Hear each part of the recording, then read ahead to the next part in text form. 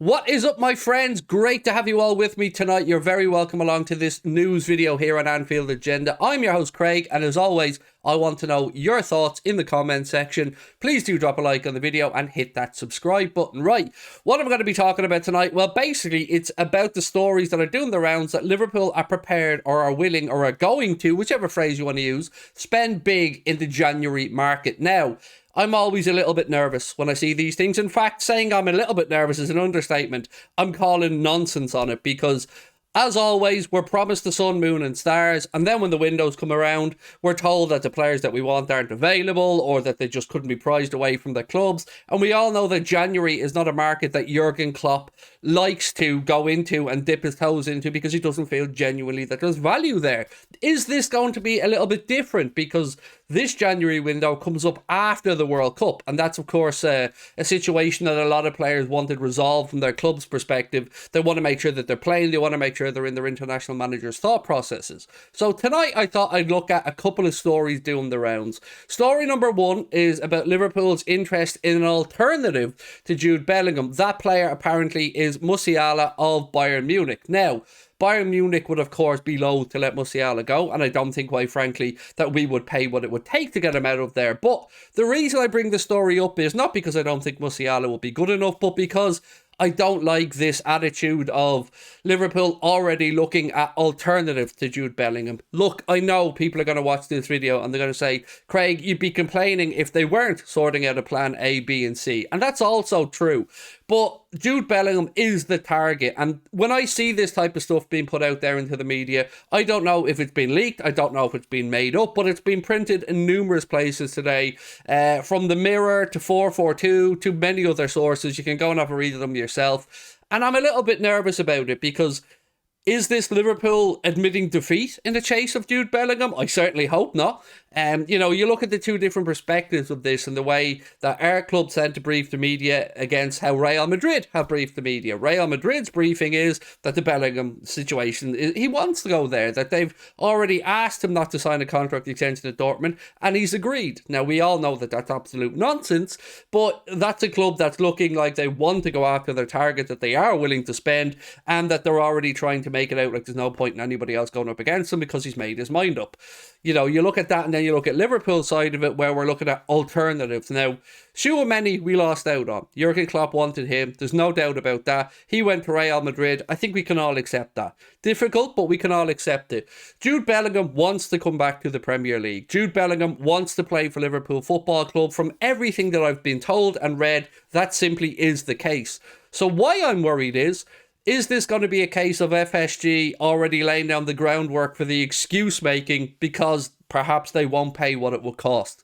Now, what will it cost to get Jude Bellingham? Quite frankly, your guess is as good as mine, but we're probably looking somewhere between £85 million and £110, £115 million. There have been some crazy numbers bandied around, and I know that the likes of Erling Haaland have been out in the media saying that he's urged Jude Bellingham to come and join him at Manchester City. And looking at Manchester City right now, they're already a frightening enough prospect, and I genuinely don't believe that that's where Bellingham's choice will be. But if it did happen, if Liverpool managed to shit the bed on this one and allow Manchester City to come in and undo all the good groundwork that Liverpool already put in, that will be because of one reason and one reason only. And you know where I'm going with this. It'll be because of FSG. So what I would like to see and what I would like to urge you guys to do is to make sure that if you see this type of stuff, don't be shy on social media. Call it out. Ask why this type of stuff is being leaked to the media. Why Liverpool are talking about alternative targets, or at least briefing certain parts of the media about alternative targets, and not just solely focusing on the one player that will be the solution to the problem, and that is Jude Bellingham. There is no other solution. Anybody else that we're linked with will just be a poor imitation or will just be a second or third choice. We've held off long enough. We as fans, in my humble opinion, have been incredibly patient with FSG. When you look at, yes, the success that they've had, but you measure that up against the net spend that we've had, which compared to other clubs, it is absolutely shocking. It is disgusting. It is far too low.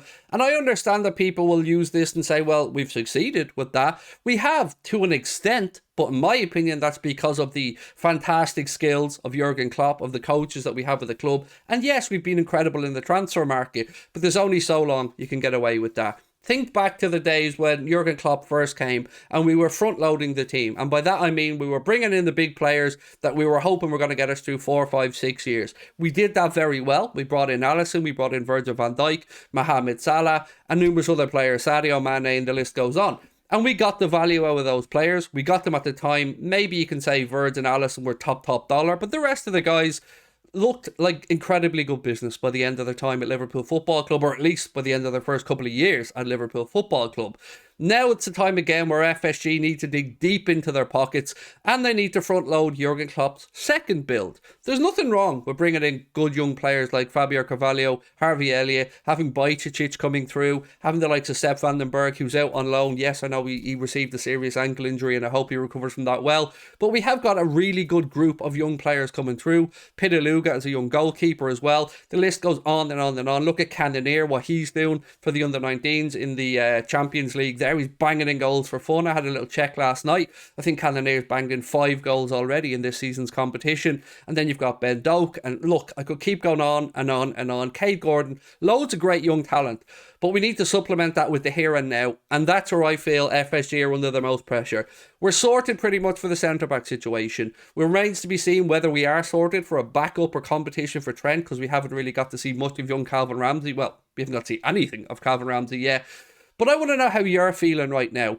Am I just reading between the lines here and adding up 2 and 2 and coming up with 7? Or do you think, similar to me, that the groundwork by the cheapskates is already put in there, talking about alternative targets and stuff like this?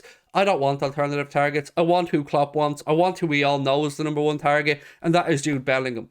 Would I be angry if we ended up with Musiala? No, I wouldn't, of course, because he's also a very good player. But the situation with him at Bayern Munich will be even more difficult, in my opinion, than trying to prize away Jude Bellingham, who, because of his contractual situation with Dortmund, will be running down to the final 2 years. And that's kind of when you start losing your value as a player to the selling club. So if he won't extend, and I don't believe that he will, then Dortmund are probably going to have to bite the bullet and sell. And in that case, we should be top of the queue. Now, let's move back to the January window for a second here, because I know I've gone off on a tangent about Bellingham and Musiala, but another one of the stories were that Liverpool were willing, or are willing, to spend big in the January market. I hope this is true. I sincerely do hope it's true, because even allowing for the fact I don't think Bellingham can be gotten in that market, there are other players that Liverpool could be looking at, or other areas of the pitch that Liverpool could be looking to address. Now, Konrad Laimer, who's a player who's been linked with Liverpool in a free transfer, looks like he may be off to Bayern Munich. Not unusual to see players want to stay in the Bundesliga once they're there. It's another one that probably we missed out on, but I'm not too fussed about, because he's got a bit of a sketchy injury record, and I'm always nervous about Liverpool signing players on free transfers, because, again, my brain goes to FSG being cheapskates about it. So that's what I think about all of this, friends, but I want to know what you think. Would you take Musiala? Do you think that it's possible? Do you think we will see Liverpool spending much money in the January market? Or is this, once again, just bluff and, I don't know, spin from FSG or the FSG friendly journalists out there? And I don't want to name anybody, name and shame them, but we all know who the mouthpieces are. We all know who says the same stuff over and over again and does their bidding for them. I'm somebody that likes to see action and not just waffle. So let me know your thoughts in the comment section. Drop a like on the video and I will see you guys tomorrow. Much love. Bye-bye.